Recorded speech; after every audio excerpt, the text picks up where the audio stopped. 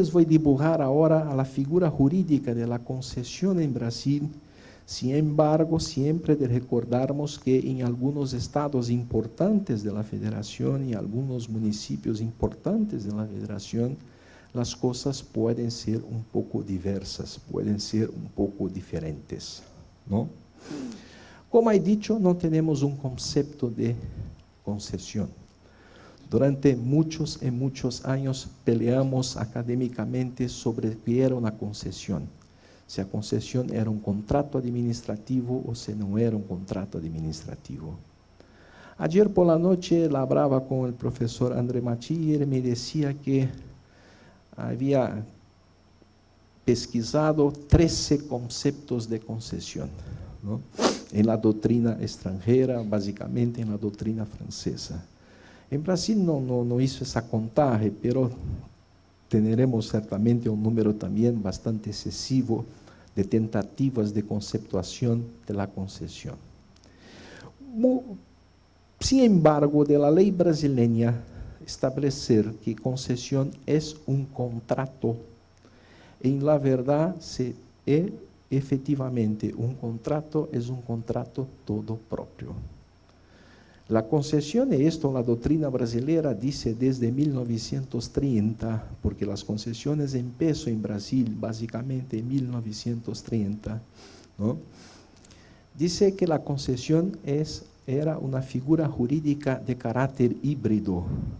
Tenía una parte reglamentaria de imposiciones de las funciones del Estado y una parte contractual, una mitad reglamentaria y una mitad contractual. Y hasta hoy yo creo que continuamos siendo así, con algunas pequeñas diferencias. Algunos doctrinadores, por ejemplo, tentaron conceptuar concesiones diciendo que las concesiones, el elemento caracterizador de las concesiones sería el pago mediante precio, que en Brasil puede ser tarifa o puede ser tasa. Ya explico la diferenciación que tenemos. Pero nosotros tenemos concesiones, por ejemplo, de radio y de televisión, que no hay pagamento de precios, no hay pagamento de tarifa, no hay pagamento de tasas, y continúa siendo una concesión, ¿no? Entonces, como he dicho en el inicio de mi exposición, es muy difícil establecer un concepto de concesión. La cuestión de la remuneración del concesionario. He dicho que tenemos dos especies, la especie tarifa y la especie tasa. La diferenciación de estos dos institutos que hace en Brasil es el derecho tributario, no es el derecho administrativo. El derecho administrativo ha recibido la diferenciación conceptual de derecho tributario. Tarifa es el pago por la concesión que puede ser individualizada. Y tasa es el pago de la concesión que no puede ser individualizada.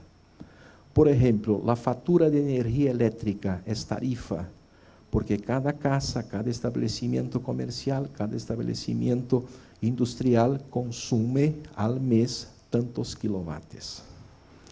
Ya el recolhimiento de la basura, por ejemplo, que no puede ser individualizado, no se pesa en la basura, es tasa. ¿Por qué? Porque no hay cómo hacer una individualización.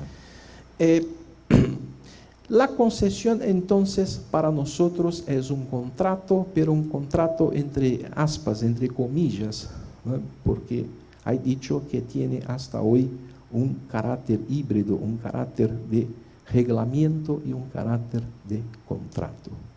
Y un contrato, evidentemente, lleno de cláusulas exorbitantes. El concesionario, por ejemplo, no puede elegir ninguna cláusula del contrato. Si hiciera esto en Brasil, estará cometiendo un crimen tipificado en el Código Penal como advocacia administrativa. Es un crimen grave, ¿no? Sin embargo, de lembrar, de recordar que muchas veces se hace por detrás de las paredes negociaciones entre los futuros concesionarios y entre el poder público. Esto es algo que hay. Pero oficialmente, en términos de derecho positivo, o estabelecimiento de las cláusulas de este contrato debe ser todo ella por la administración.